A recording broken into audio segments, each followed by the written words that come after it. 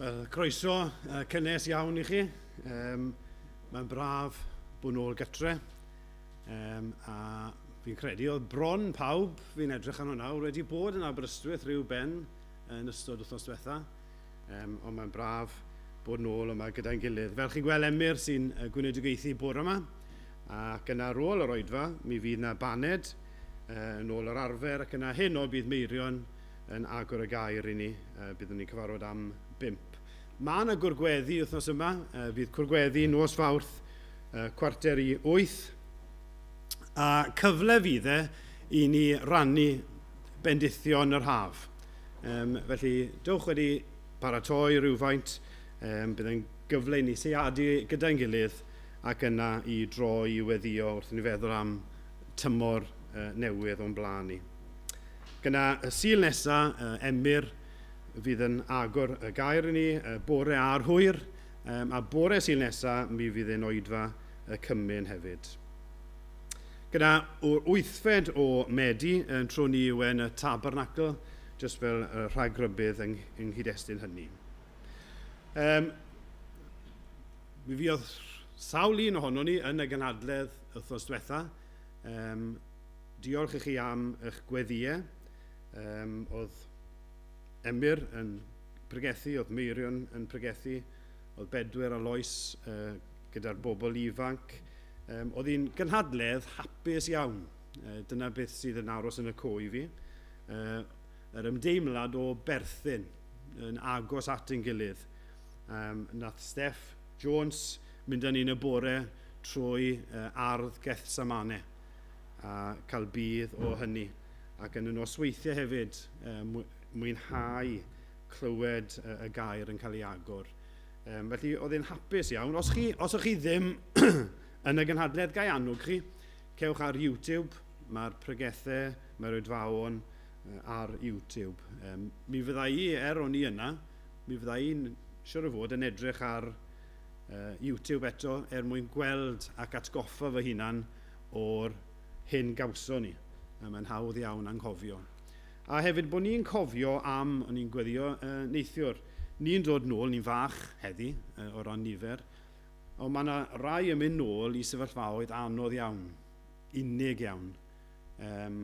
Ac felly ni'n gofio am bobl sy'n mynd nôl I eglwysu lle dyn nhw ddim yn gallu dibynnu ar pregethiad y gair, neu mynd nôl I sefyllfa nhw'r unig Cristion, neu I eglwys fach heb llawer o gwmni.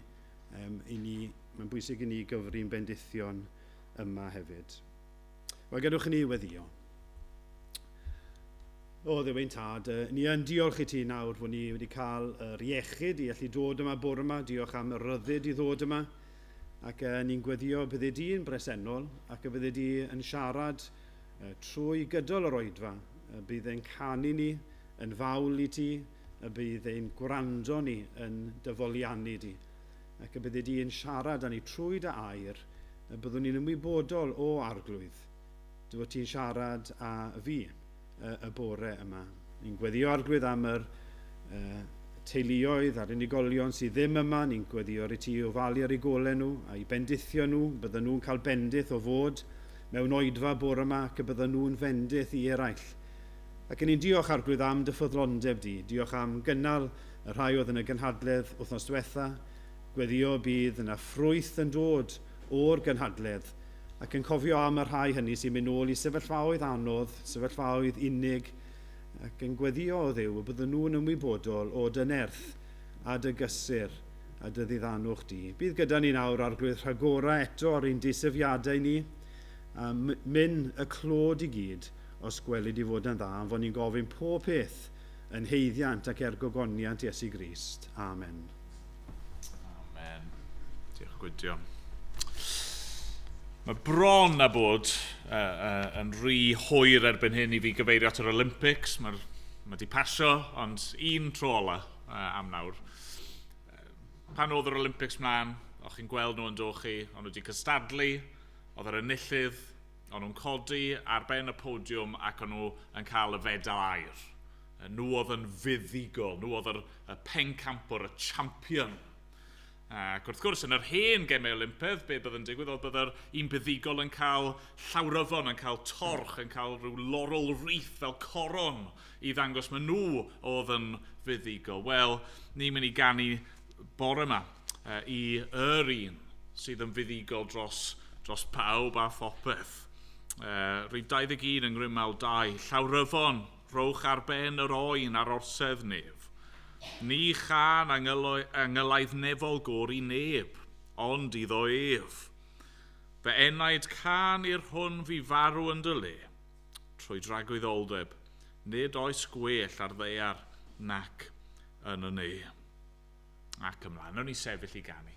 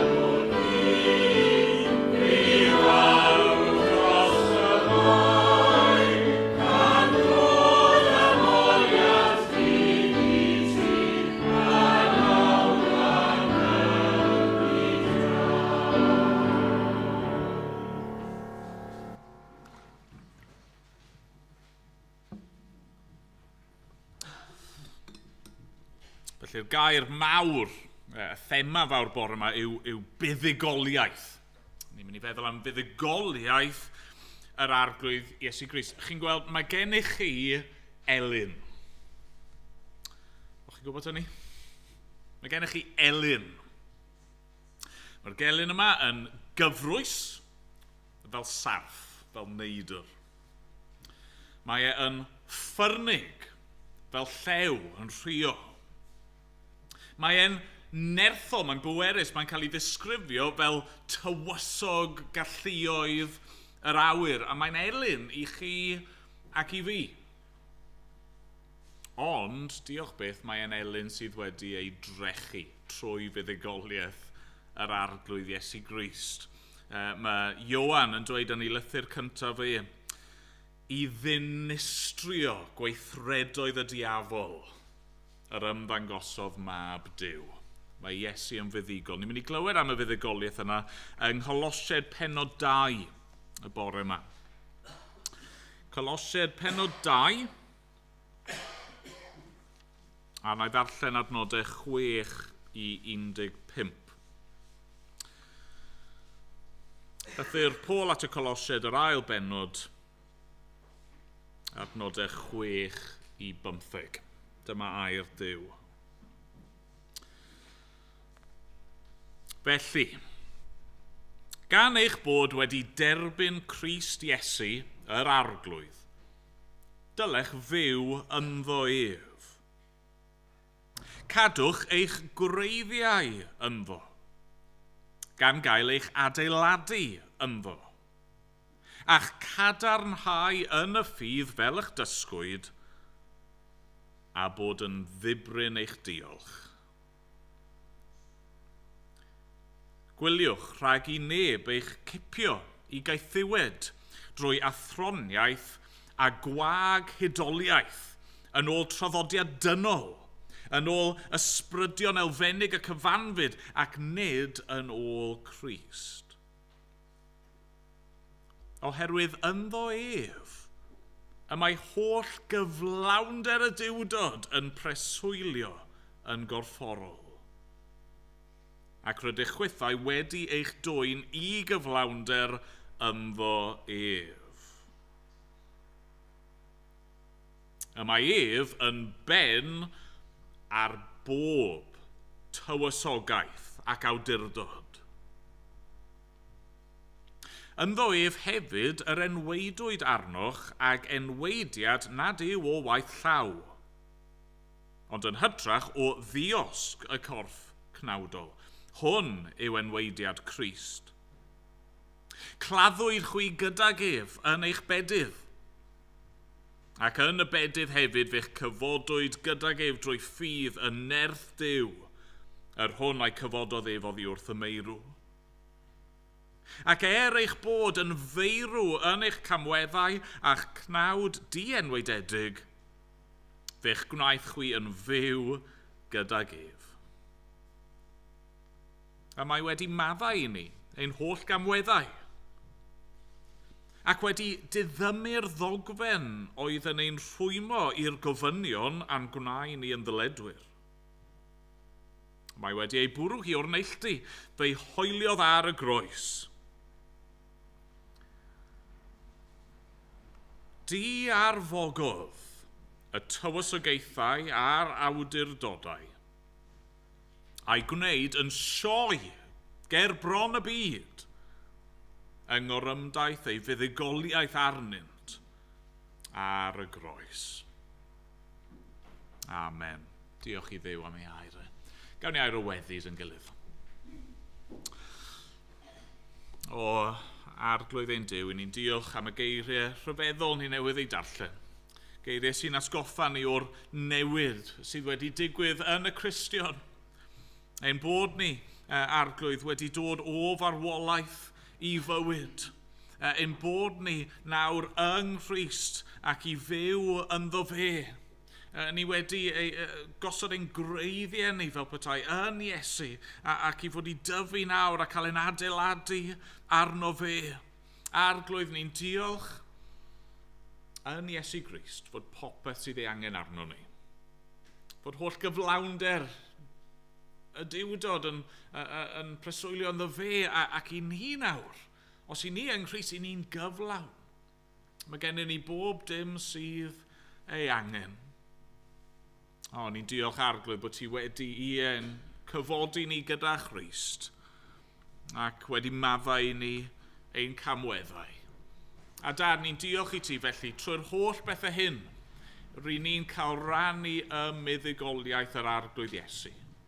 I ni diolch bod ar y groes wedi trechu y diafol, wedi trechu pob pŵer drwg. Ni'n diolch fod y goleuni wedi trechu'r tywyllwch. Ac arglwydd bod ni yn cael rhannu yn ei fuddugoliaeth Dad, helpa ni wrth i ni fyfyrio ar y pethau hyn bore yma. Helpa ni i ddeall yr hyn mae dy air di ni ddweud. Ac arglwydd, a wneud i achub bore yma. Ac a wneud i hefyd adeiladu dy bobl os gweli di fod yn dda.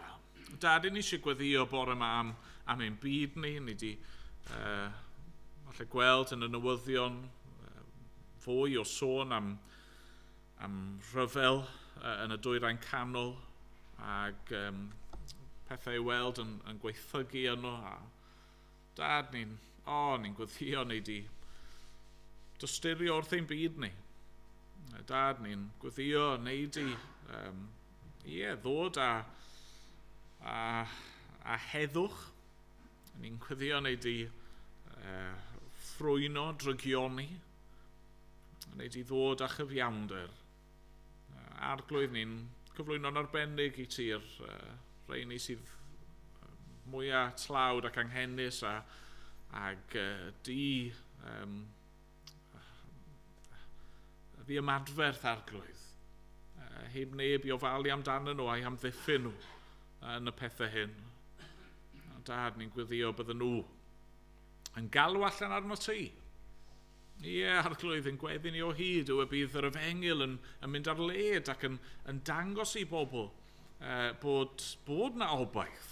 Ond mae yr unig obaith sydd gennym ni yw ffydd yn yr arglwydd Iesu Grist.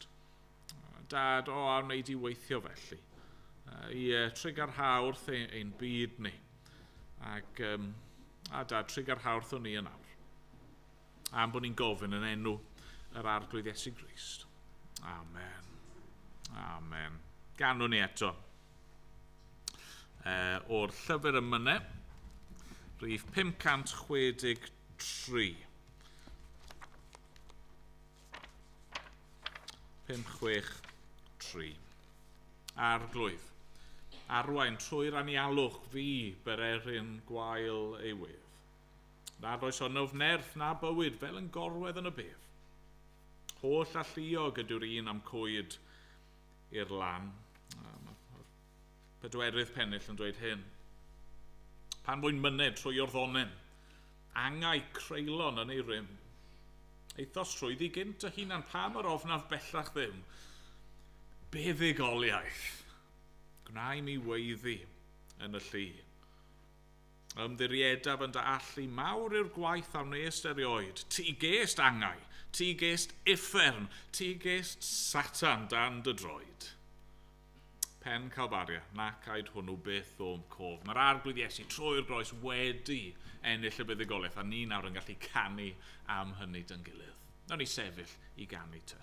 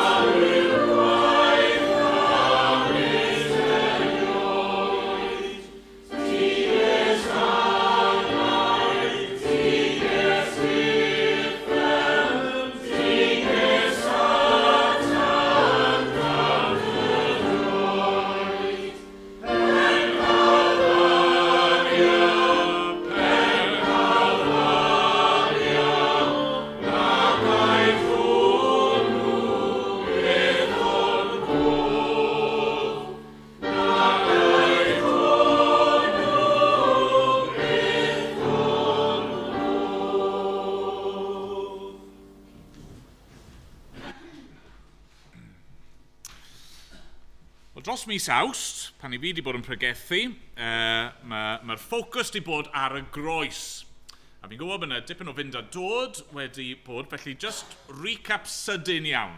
Fi'n credu bod yr oedfawn i gyd wedi mynd i YouTube yn llwyddiannus, allwch chi fynd i ddal lan os chi'n dymuno. Ond just recap sydyn, be ni wedi gweld.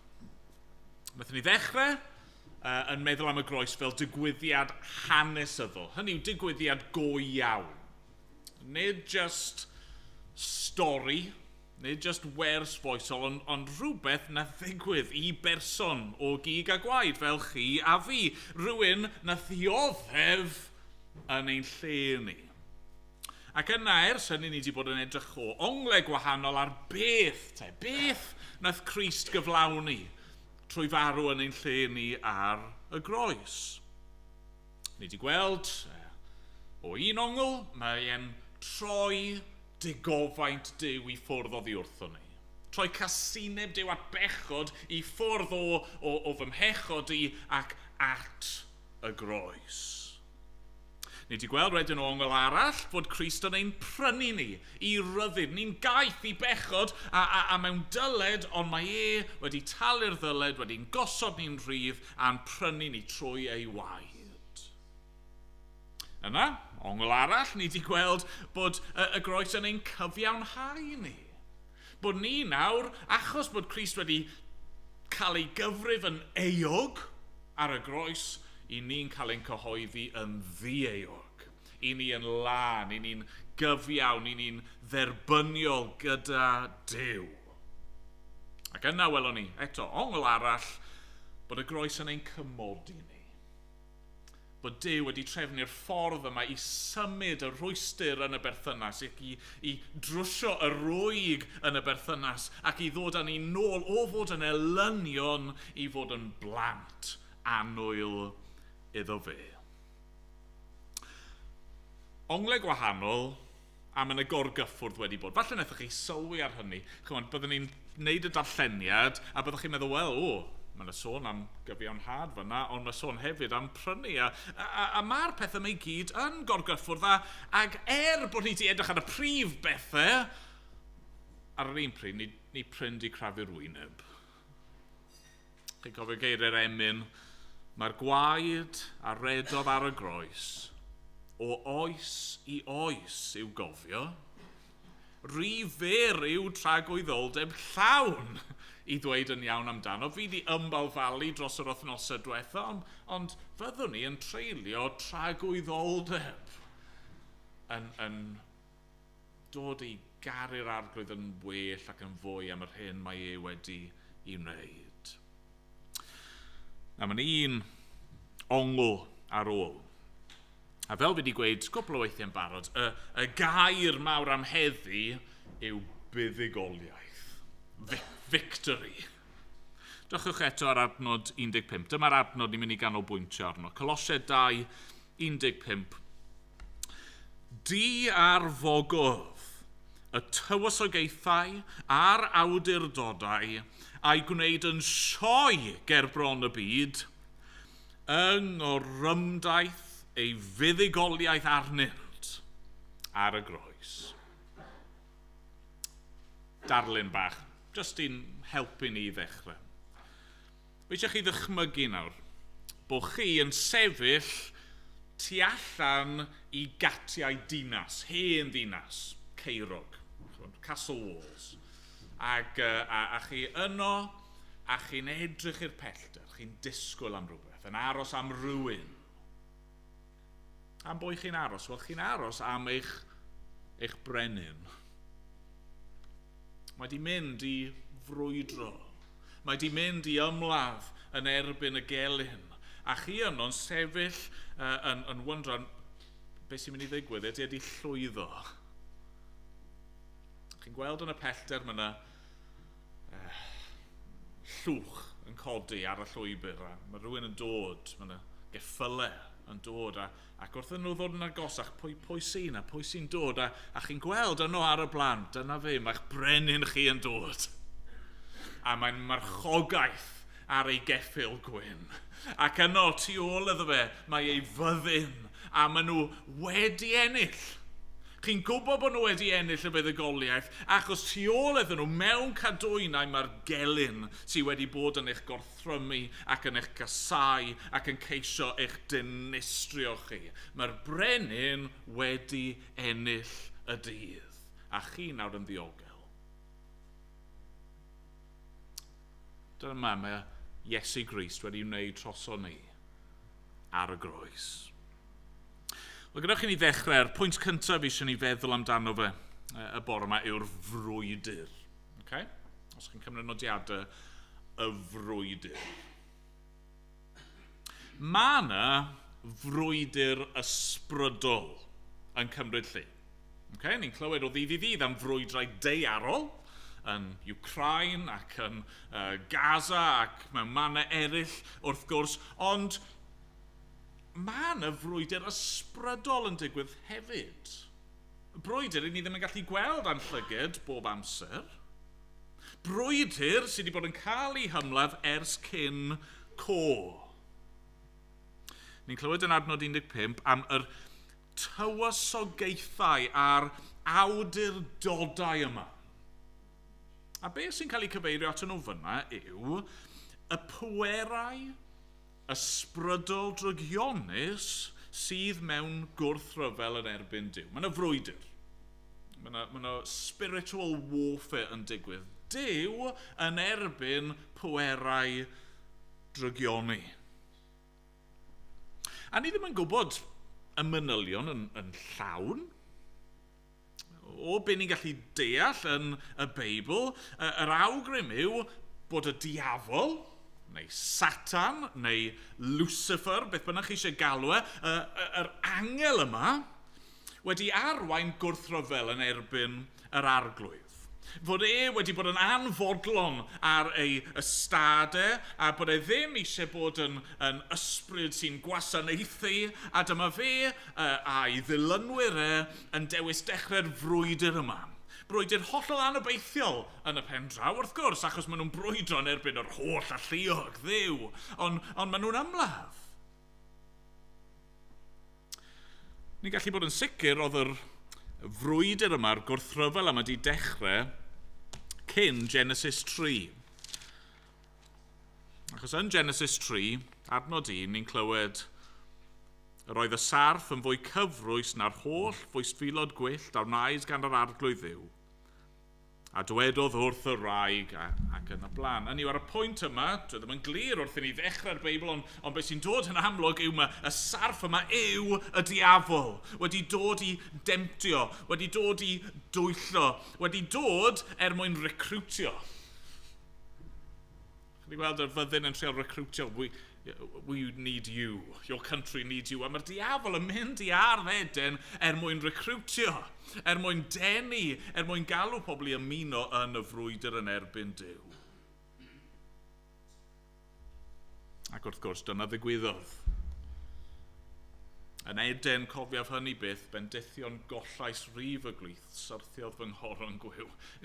Yn Eden, mae Adda ac Efa yn gwrando nid ar llais Duw, ond ar llais y gelyn. A pan syrthio nhw, fe syrthio ni. Adda oedd ein cynrychiolydd ni. Fe oedd ein pen ni.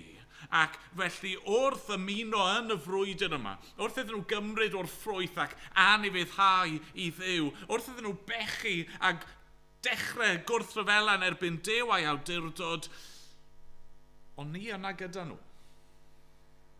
Nethon ni cael ein tynnu i fewn gyda nhw, a felly mae pob un person ers hynny wedi cael ei geni yn rhan o'r frwydr. Ni wedi cael ein geni yn naturiol ar ochr y drygioni. Oedd yna sketch ar y teledu rai blynyddoedd yn ôl, falle bod rai ohonoch chi wedi gweld yn y sketch yma, mae yna 2 filwr. Maen nhw yn on duty a maen nhw'n siarad â'i gilydd, ac maen nhw'n dechrau sylwi ar uniform yr hyn o'n nhw'n gwisgo. Mae'n rhywbeth bach yn sinister am y uniform yma. Mae'n rhyw sgerbwd a rhywbeth fel yna. Ac yn ystod y sgwrs, mae un o'n nhw'n holi, hold on, are we the bad guys? Mae rhywbeth eitha doniol am y sketch yma. Os dim byd doniol fan hyn, achos y newyddion drwg yw, yeah, we are the bad guys. Ni'n hoffi meddwl am ein hunan fel arwyr y stori. Ni'n hoffi meddwl am ein hunan fel pobl reit dda. Ond na, nid dyna'r gwir. Mae Paul yn sôn fan hyn bod ni yn feirw, adnod 13, yn feirw yn ein camweddau. A chi'n cofio mae'n dweud yr un peth yn ei lythyr at yr Effesied. Dewch ar hyn, Effesied pennod 2. Biadeg pan oedd y chwith yn feirw yn eich camweddau eich pechodau. Roeddech yn byw yn ôl ffordd y byd hwn mewn ufudd-dod i dywysog galluoedd yr awyr. Pwy yw yna? Y diafol. O'ch chi'n byw mewn ufudd-dod iddo fe? Yr ysbryd sydd yn awr ar waith yn y rhai sy'n anifydd i ddiw. Ymhlith y rai hynny roedd emnynau i gyd unwaith. Yn byw yn ôl ein chwantau dynol ac yn porthi dymuniadau'r cnawd a'r synhwyre, roedd e'n wrth natur fel pawb arall yn gorwedd dan ddigofaint Duw. Mae'n y frwydr, ysbrydol. Ni ddim yn gallu gweld e bob amser, ond mae'n real ac mae ar waith, ac os ni'n hoffi a'i peidio, ni'n rhan ohono fe, a ni ar yr ochr drwg. Ni ar yr ochr sydd yn mynd i golli. A peidiwch meddwl am foment fod hynny'n golygu bod y diafol a yr angylion eraill wrth rhyfela a'r pwerau drygionus eraill yma, peidiwch meddwl bod nhw o'ch plaid chi. Just achos bod ni yn ymladd yn erbyn yr un Duw, peidiwch meddwl bod ni ar yr un ochr. Mewn ffordd, maen nhw'n bwriadu drwg i ni. Maen nhw'n casau ni. Pa math y diafol i ar ddeden yn Genesis 3? Achos mae'n casau'r ddynoliaeth. Mae'n gweld llun a delw Duw yno ni. Neu falle bod hwnna'n rhan o pam nath wrth rhyfela. Falle'r cynfigen yma gyda'r syniad bod Duw yn mynd i greu ac yn mynd i garu pobl. Dyw'r diafol ddim o'n plaid ni. Dyw e ddim eisiau pethau da ar ein cyfer ni. Na, mae fel un o'r villains yna mewn ffilm. Chi siŵr o fod wedi gweld rhyw ffilm lle mae'r bad guy ar fi'n colli. Maen nhw wedi colli yn barod mewn ffordd, a be maen nhw'n neud, maen nhw'n gwasgu'r self-destruct button. Yn gosod rhyw bom yn neud countdown i ddechrau ticio, achos maen nhw wedi colli, dyn nhw ddim eisiau unrhyw un arall i lwyddo neu dianc, maen nhw jyst eisiau cymryd gymaint o bobl mas gyda nhw ac y gallen nhw. Mae'r diafol yn gwybod bod e'n methu ennill, mae'n gwybod beth sy'n disgwyl amdano fe, a mae eisiau mynd â chi gyda fe i uffern. A dyna lle i ni'n mynd, yn naturiol, dyna lle i ni'n heiddi mynd, i gosb tragwyddol. Felly pa obaith sydd?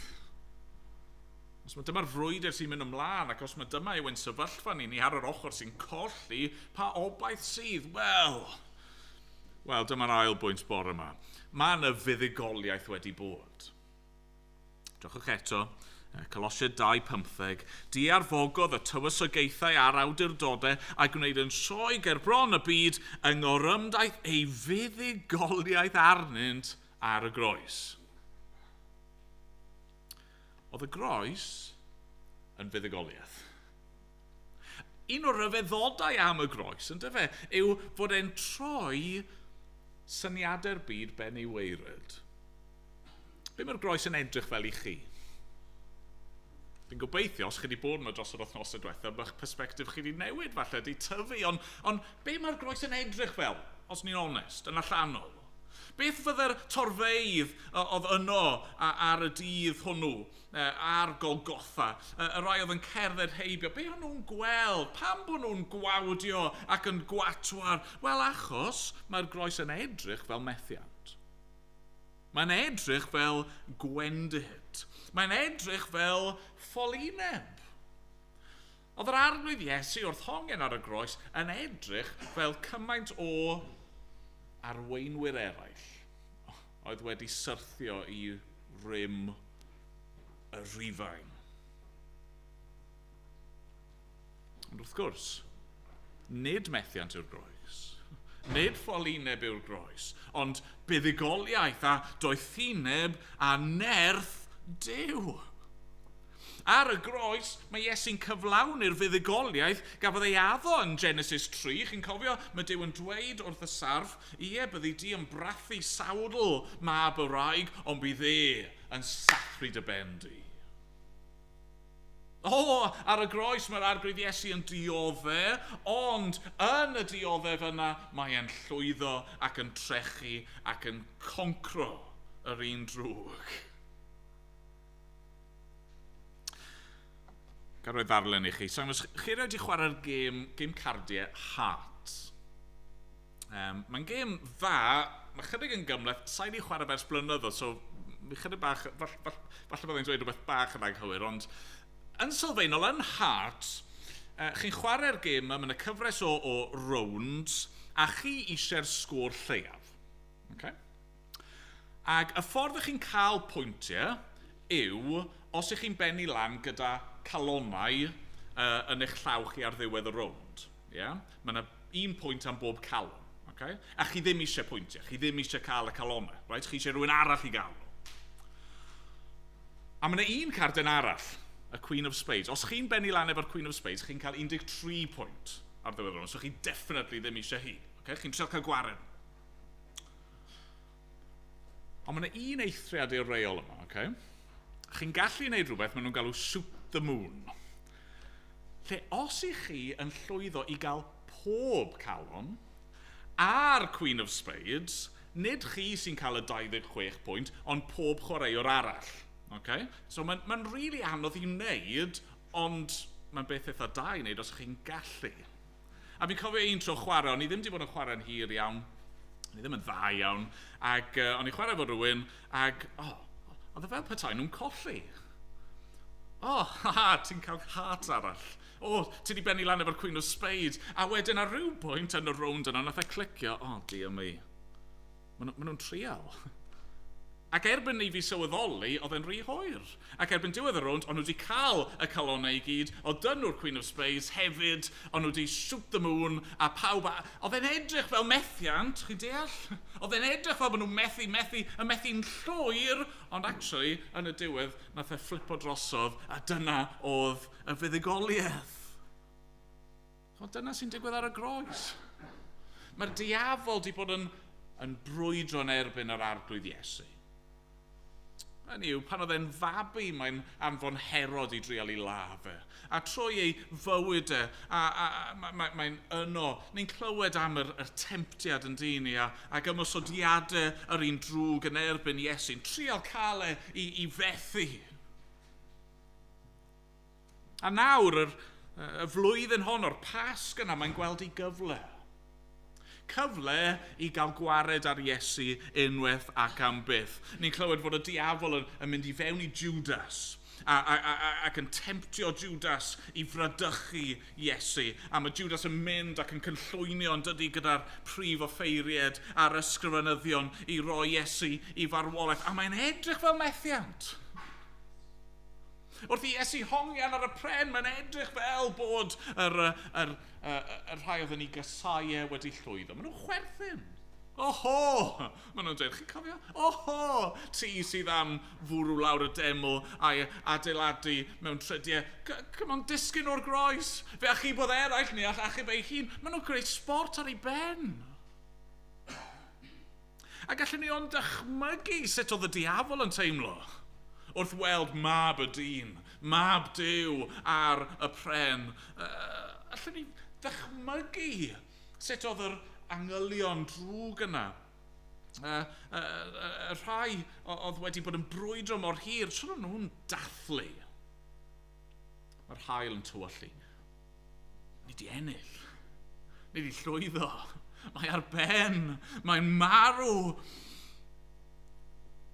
Yr un oedd yn ddibechod yn marw fel pechadur mewn cywilydd.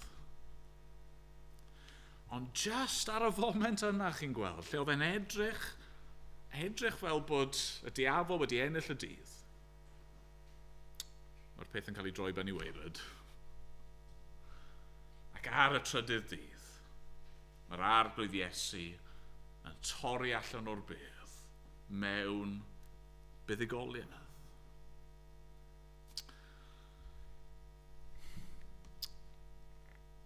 Sa'n credu oedd y diafol yn gallu dychmygu fod y groes yn rhan o gynllun Duw, oedd e? Oedd y diafol, mewn ffordd, oedd wedi cael ei dwyllo yn dod, oedd e'n pôn yn gêm Duw i achub. A reswm oedd e wedi cymryd rhan yn hynny mewn ffordd, oedd achos oedd e'n methu dychmygu bydde Crist yn dewis a berthu ei hun.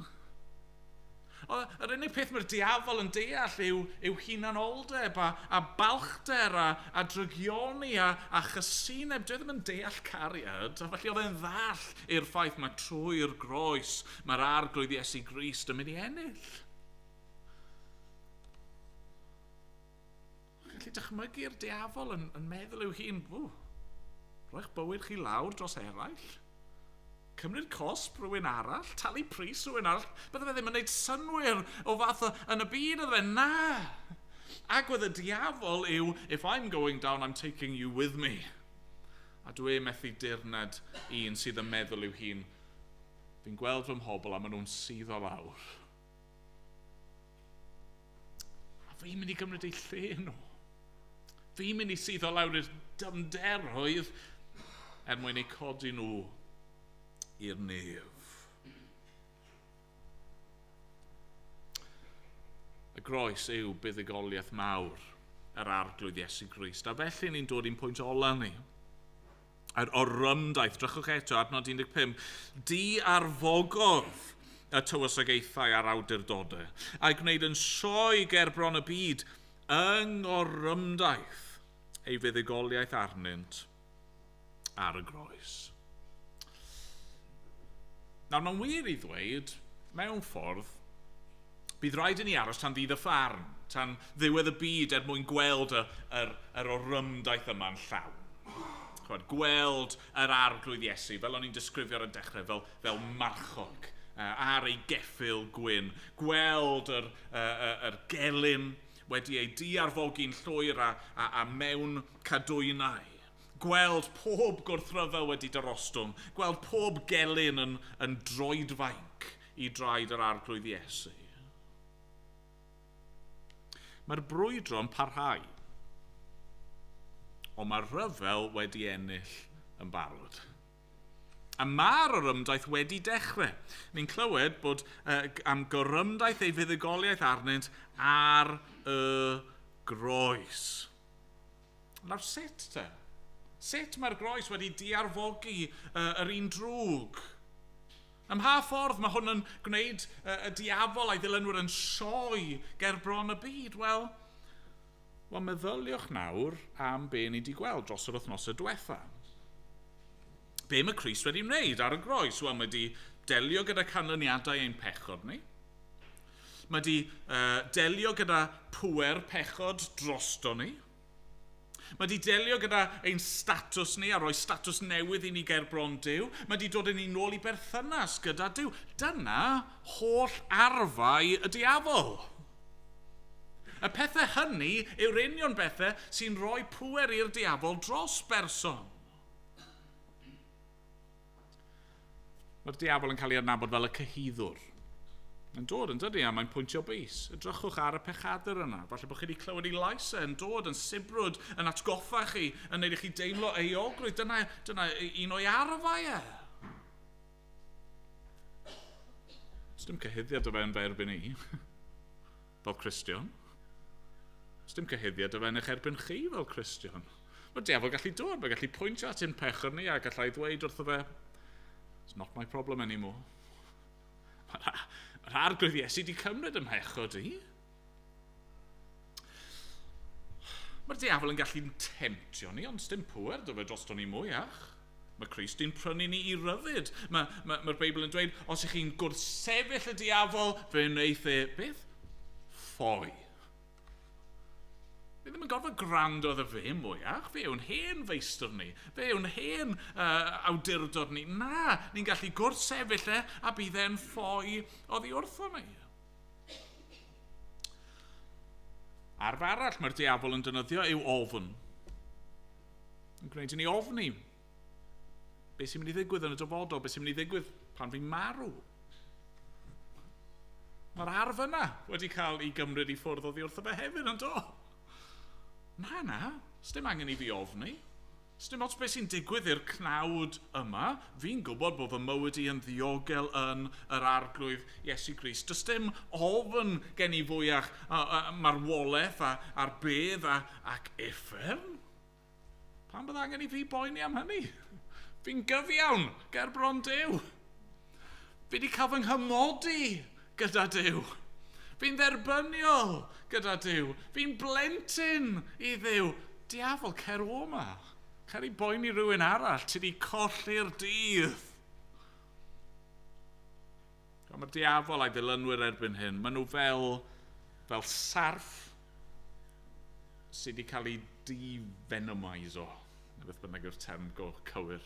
Chi'n gweld sarf fel yna, sarf gwenwynig, ond maen nhw'n cael y gwenwyn wedi tynnu o'n a'r danedd wedi cael ei torri ffwrdd. Falle bod yna rhyw fath o boen ac mae'n gallu bod yn anghyfforddus, ond dwi'n methu'n lladd ni. Dwi'n methu'n dinistrio ni.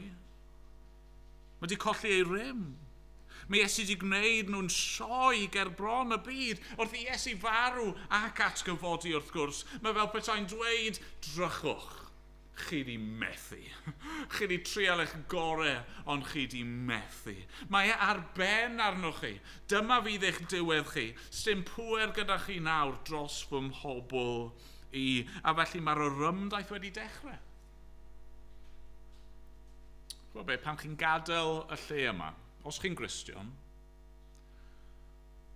mae fel petai'r arglwydd Iesu yn mynd o'ch blaenau ar ei geffyl. A pob man i chi'n mynd, wnaethon ni gan i'n gynt yn dod arwain arglwydd trwy'r anialwch. Ni'n mynd trwy'r anialwch, a mae yna frwydr yn dal i fod, a mae yna ddioddefaint falle yn mynd i ddod, a siomedigaethau yn mynd i ddod, a ni'n mynd i fod yn wan ar adegau, ydyn, ond mae'r arglwydd yn mynd i fod o'n blaenau ni. Fel marchog ar ei geffyl gwyn. Marchog Iesu yn llwyddiannus, ni'n canu yn dyfa. Mae'n mynd o'n blaen i fel colofn o niw a colofn o dan. Mae e yno o'n blaen i a does neb yn gallu ei wrthsefyll e. Mae'r gelyn mewn cadwynau. Sdim byd yn gallu digwydd i ni nawr. Heb ganiatad Duw. A heb fod hynny'n rhan o'i gynllun e. Mae di ennill y fuddugoliaeth, a mae'n rhannu'r fuddugoliaeth gyda ni trwy y groes. Diolch iddo. Amen. Amen. Ni'n mynd i ganu, dwywaith cyn bod ni'n gorffen yn hoedfa ni. Gyntaf ni'n mynd i ganu o'r atodiad. Un o Emyr Uncle Noel. 53. Ac yn delio gyda'r testyn yma yn Colosiaid penod 2 Mae.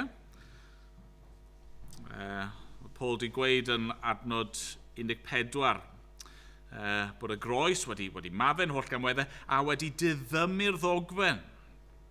Oedd yn ein rhwymo ni i'r gofynion. Hynny yw, mae Crist wedi cyflawni'r gyfraith. Y gyfraith oedd yn ein condemnio ni fel pechaduriaid, mae Crist wedi cymryd sgrifen lawr ordeiniadau o'n wrthwyneb oedd i ni. Roedd yn bygwth a chondemnio tithau ddaeth i'w symud hi, ac yn union fe'i dileuais trwy ei hoelio ar y groes. Nawd y bobl sy'n datseinion ddibaid o oes i oes. Hynny yw, ond ni wedi torri'r gyfraith, mae'r gyfraith yn condemnio ni, a dyna un o tools y diafol, yn dyfa. Edrych, eog, maen nhw wedi torri'r gyfraith, ond mae Crist, wedi cyflawni'r gyfraith a wedi hoelio fe i'r groes. Di-arfogaeth awdurdodau, a ddilynion oll i gyd. Gorfoleddi wneithos arnynt a'i harddangos hwy i'r byd. Nid oes neb all wrth sefyll dy yrymdaeth rymus di. Diolch nawn am sŵn y cerbyd. Diolch am ein codi ni. Mae'n siŵr mae darlun fyna yw pan mae'r cerbyd tanllyd yn dod lawr yn dod i godi Elias.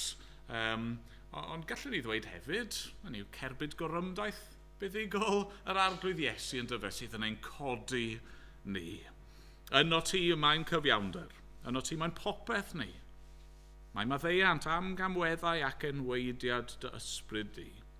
Fe'n cyd gladdwyd gyda'r Iesu codi gyda'r ef trwy ffydd, ac yn grym ei atgybodiad awn ymlaen o ddydd i ddydd. Nawn ni sefyll i ganu.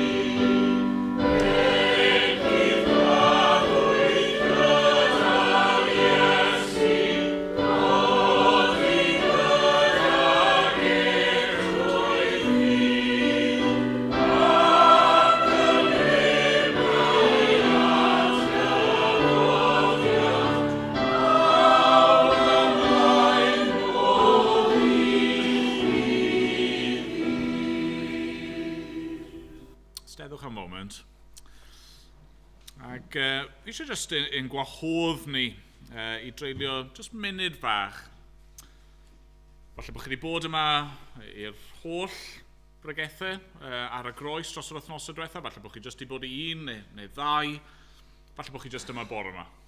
A fi just eisiau ni cymryd, just munud i falle meddwl nôl, atgoffa'ch hunan, myfyrio, diolch i Dduw, falle bod yna rhywbeth di taro chi o'r newydd, gobeithio, a diolch i'r arglwydd, a falle bod chi dal yn ymwybodol bod chi ddim yn Gristion.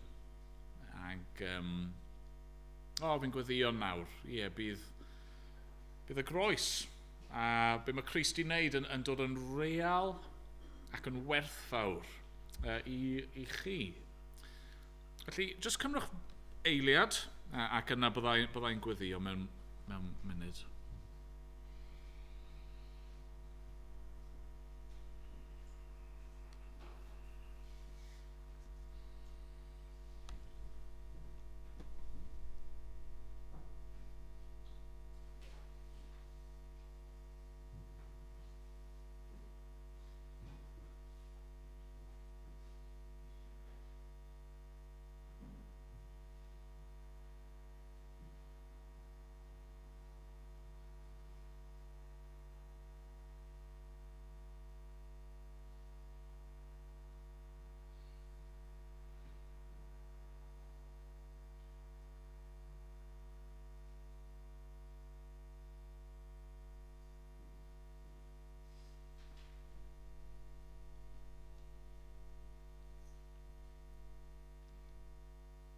Arglwydd yn Duw, ni ddim eisiau rhithro o yma.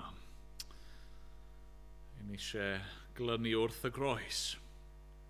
Ni eisiau sefyll. Dad, mae'n dawel wrth y groes. Ni eisiau aros ar Galfaria. Ac ni eisiau clywed dy lais di yn siarad â ni.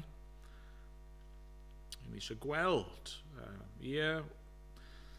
o'r newydd, neu am y tro cyntaf, yr hyn mae'r arglwydd Iesu wedi wneud trosto ni.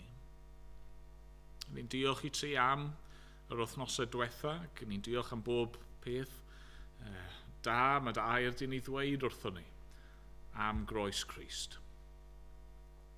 Maddau ni bod ni yn gyflym i anghofio. Maddau ni bod ni'n gallu bod yn araf i ddeall.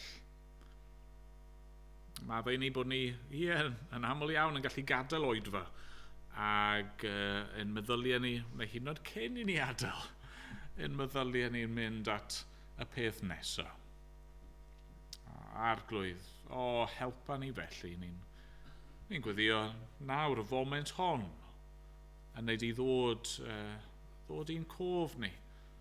Rai o'r pethau ni wedi clywed, a arglwydd falle wrth i ni ganu, ac yna wrth i ni sgwrsio, ac wrth i ni fynd nôl i'n cartrefi.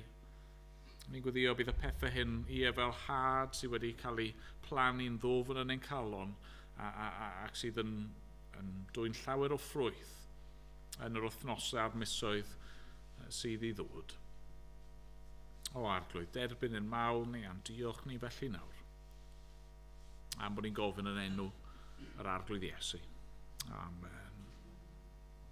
Amen. Yn emyn ola ni bore mewn 36 yn yr atodiad. Wrth i ni fynd allan i frwydro o eglwys cod a gwisg dy arfogaeth di. Gwrando a alwad Crist ein brenin. Rai oedd wan sy'n nawr yn dyrfa hi.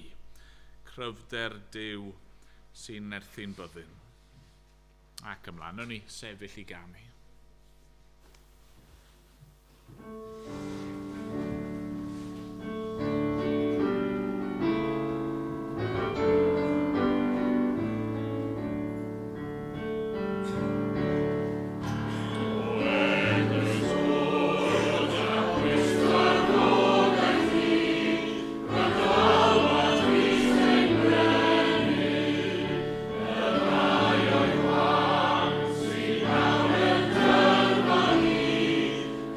This